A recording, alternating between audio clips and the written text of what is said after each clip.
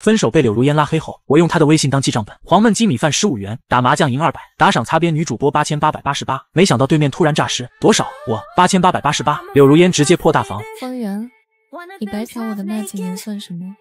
既然他们都可以，为什么我不行？本着分手后还可以做朋友的想法，我在柳如烟生日那天给她发了句生日快乐，不发不知道，一发才发现她已经把我拉黑了。我看着红色的感叹号陷入了沉思。前不久我不过是偷偷刷了点擦边视频，她就跟我闹，既然你那么喜欢看他们，那我们分手吧。当我答应分手那一刻，柳如烟红着眼睛收拾行李连夜搬家，背影决绝又落寞。我没有挽留她，甚至还抓起她之前给我抓的娃娃从窗户扔了下去，走啊，走了就别回来了。后来我跑下楼去看，她把娃娃也捡走了，什么都不给我留下，想来她是真的恨极了我，连我的微信也拉黑了。也罢，那就一别两宽个生欢喜。我把对话框置顶，从此有了新用途，黄焖鸡米饭15元，3月25号刮彩票，损失30，打麻将赢200，简简单单记个流水账。一个人住实在是有点寂寞，我只能刷更多擦边视频，聊以慰藉。在多次拒绝了兄弟郑曼的逛街请求后，他直接杀过来，痛心疾首。方圆，你能不能不要为了个女人要死要活的？天涯何处无芳草，年少年下任你找。我迷迷瞪瞪睁开眼从狗窝里爬起来，我没有为女人要死要活呀，还说没有。他指着茶几上的薯片方便面，又拿了镜子举到我面前，你看看你现在这副鬼样子，为了个女人值得把自己糟蹋成这样吗？我对着镜子扒拉了一下头发，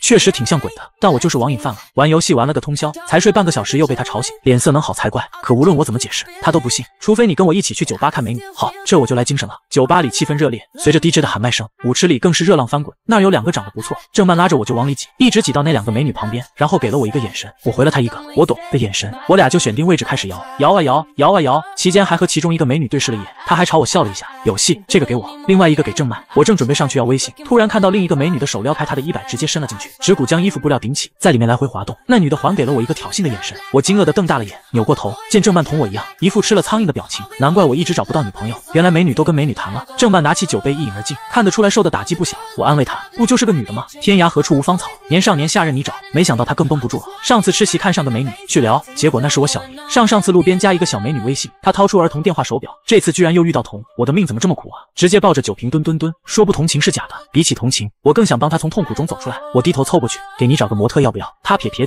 模特有什么用啊？模特能抚慰我受伤的心灵吗？我一句话，要不要？她要，我大手一挥，直接叫了这家店的头牌。我兄弟刚失恋了，你哄他开心开心。头牌不愧是头牌，不但长得好看，还会给人提供情绪价值。不一会儿就哄得郑曼喜笑颜开。人喝多了就容易犯浑，郑曼居然开始对人家动手动脚，头牌不乐意了，美女，我们只提供陪酒服务。郑曼立刻转过头，委屈巴巴地看着我，仿佛在跟我告状他又被人欺负，能怎么办？自己的兄弟自己宠着呗。我豪横拍桌，加钱，今晚消费8888，不但让兄弟摸了，还加了人家的联系方式。我忍着肉痛回到家，第一时间掏出手机，点开柳如烟的对话框，打赏模特8888，我甚至都没注意到，发出去之后并没有出现任何系统提示，更不知道柳如烟那边正在直播。当他登录游戏账号显示密码错误时，网友纷纷跟他说账号被盗了，刷屏让他赶紧找回密码。柳如烟微微皱眉，绑的前男友的手机号，直播间的网友立刻来劲了，一边吃瓜一边煽风点火。小刘总什么时候有男朋友的？是他甩的你还是你甩的他呀？你是不是对不起人家？分手后把你游戏账号密码都改了，找他把账号要回来呀？是不敢吗？经过网友的一番怂恿，柳如烟立马打开微信，我先把他从黑名单里拉出来，下一秒手机上立马弹出一条消息，打赏模特8888，洗完澡出来，正好听到手机一直在咕咕响，点开一看，是在熟悉不过的头像，柳如烟，多少？我再问你一遍多少？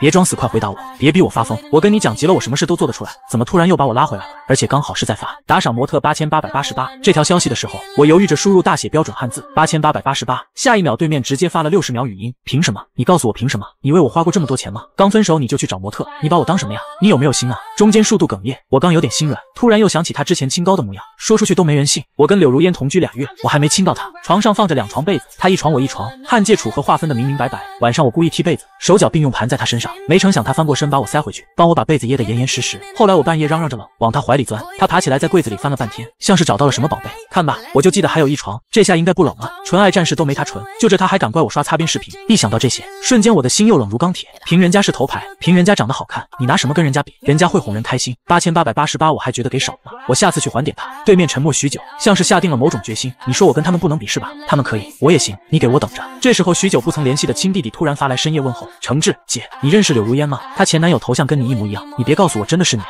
她可是我的偶像，她当我嫂子我绝对赞成。我直接把问题扔回去，说出来你信吗？诚挚不信，你怎么可能认识柳如烟？你跟女人说话都结巴，更别说找什么模特了。你要是真能给我找个这样的嫂子，我做梦都要笑醒。我只能说曾经有过，但是没给到她笑的机会。从诚挚的3言2语中，我才知道刚刚发生了什么。坏消息，找模特的事情全网都知道了。好消息，他们不知道我是谁。另一个坏消息，柳如烟她开着直播杀过来了。点开柳如烟的直播间，背景昏暗，柳如烟握着方向盘，面色紧绷，弹幕疯狂跳动，激动的心，颤抖的手。小柳总要去找前男友，分手后，前男友霸占了她的游戏账号，这一次他要夺回属于她的一切。我真不是想看热闹，我就是想让小柳总帮忙问问前男友8888的模特在哪点的。柳如烟专心开车，也不跟网友互动，网友们独自兴奋，还有好多人闻着味儿就来了。直播间的人数还在蹭往上涨，我还在犹豫着要不要收拾东西跑。楼下已经传来引擎声，打开窗户一看，正是柳如烟的车。这么快，我赶紧关灯，假装家里没人。不一会儿，门外就传来拧门的声音，幸好我提前锁了门。我看着屏幕里柳如烟气急败坏的俊脸，心里正暗爽。下一秒，方圆开门，微信再次跳动，诚挚姐，真的是你？不是他有病吧？这么兴师动众的，到底想干啥呀？我戴上口罩，猛地拉开门，柳如烟拍门的手差点一巴掌扇我脸上，她讷讷的缩回手，然后双手插兜，一副若无其事的样子。你在家呀？网友分分钟捶桌。小刘总，你的气势呢？把气势拿出来呀，别怂啊，硬起来。我好像知道他为什么要开着直播了，合着是让我们给他壮胆了。镜头转一转，让我们看看前男友是何方神圣。我垂眸看了眼柳如烟脚边大大的行李箱，一个企鹅公仔端正坐在上面，咋地？还拖家带口的呀？我两手一叉腰，敲什么敲什么？大半夜的，不知道扰民吗？柳如烟动了动唇，干巴巴道：“你改了游戏账号密码？”是啊，咋地？他捏紧拳头，牙关一咬，改了就改了吧。你好好玩游戏不行吗？为什么还要去找模特？我直接一个面无表情。我喜欢。柳如烟狂躁的抓了抓头发，一副不知道该往哪里出拳的样子。还有别的事吗？没事就回吧，我做事要关门。柳如烟一个箭步直接挤了进来，破罐破摔。模特有什么好啊？我哪里比不上他们？我没有他们长得好看吗？我没有哄你开心吗？既然他们都可以，为什么我就不行？拉开行李箱，把衣服一股脑抖出来放进衣柜，像是要安营扎寨。我好整以暇的看着他在卧室与客厅来回好几趟，假装问道：“你确定你行？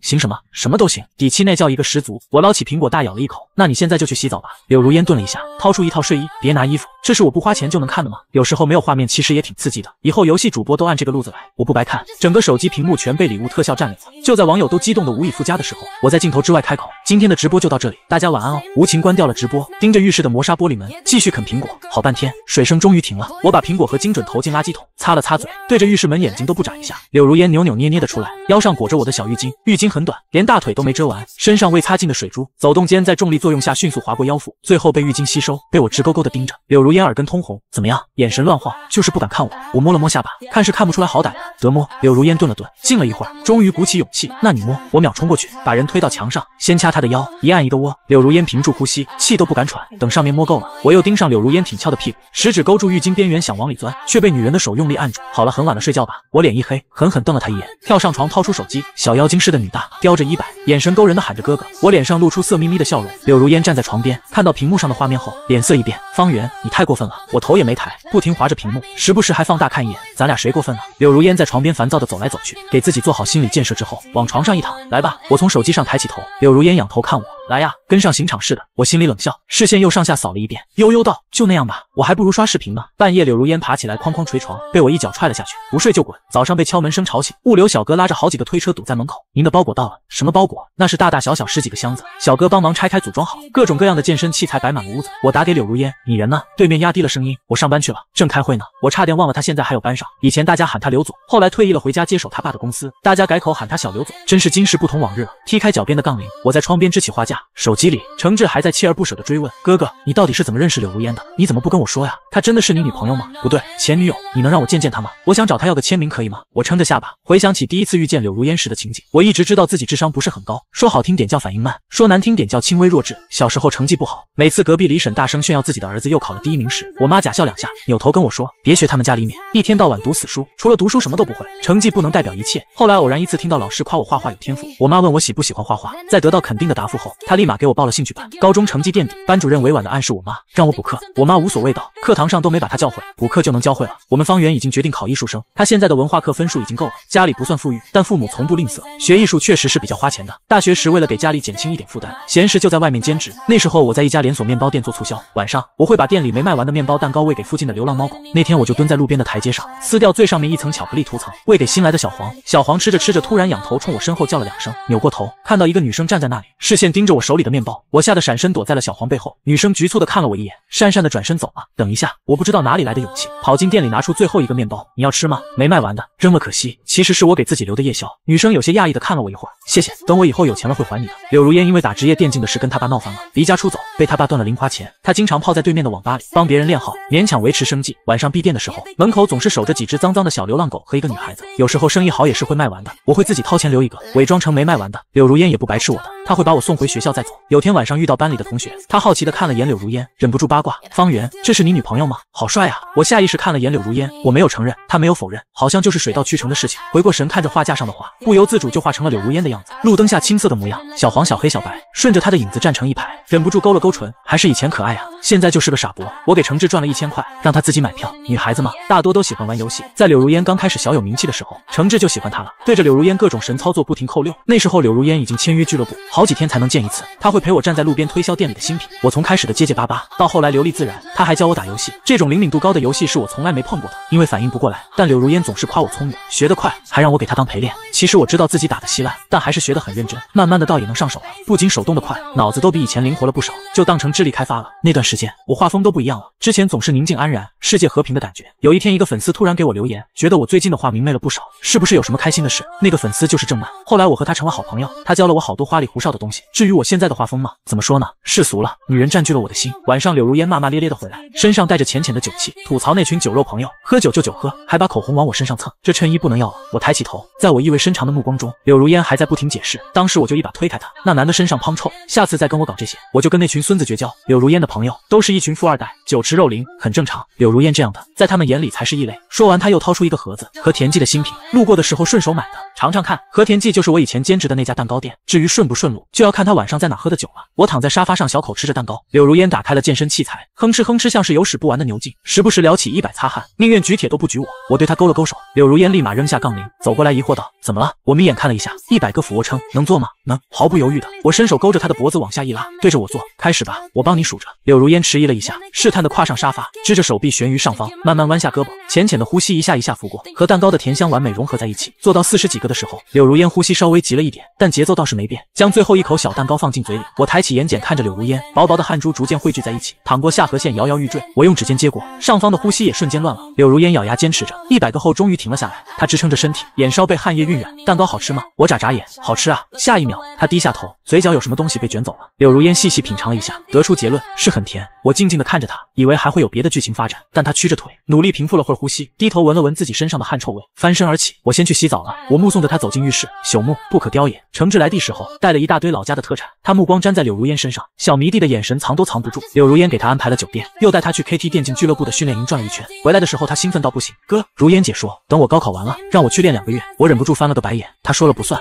程志瞪大了眼，如烟姐。柳如烟摸了摸鼻子，爱莫能助，听你哥的。话虽如此，私下里柳如烟还是跟我强调，程志技术不错，手速够快，反应也很迅速，配合度高，最重要的是他很喜欢我。怎么会听不懂他话里的意思？当初他爸要是同意他的选择，他会少走很多弯路。网上说他在巅峰期退役是要回家继承家业，可其实是为了给后辈腾位置。以前他经常跟我夸队里的一个打野，说他天赋很高，那个小孩是冲着他才进的 KT， 如果放在别的战队已经完全可以独当一面了，但他还是坚持留在 KT。 可只要有柳如烟在一天，他就永远没有上场的机会，只能当一个预备役。电竞选手的职业生涯很短，经不起耗。在第3次拿到世界冠军的当晚，柳如烟直接宣布退役，然后一扭头收购了 KT， 成了老板。平时偶尔开个游戏直播，露脸，告诉大家他还健在。有钱人的可恶都是一模一样的，本来可以回家住他的大别墅，却非要跟我挤在这个一室一厅的小房子里。这天下午，我正在阳台上画画，明天就是交稿的日子，编辑恨不得拿刀追着我砍。听到敲门声，我还以为柳如烟回来了。你自己没带钥匙？门外是一个戴着眼镜的中年女子。方圆是吧？我是柳如烟的母亲。这么狗血的情节，有一天居然会发生在我身上。女人直接开门见山的问：你要多少钱？多少钱？这个问题我还真的想过。从我知道柳如烟家居然有一个市值几十亿的公司时，我就想着有一天他妈要把一张空白支票扔在我脸上，只要离开他女儿就能随便填。没想到没给支票，而是掏出了一张银行卡。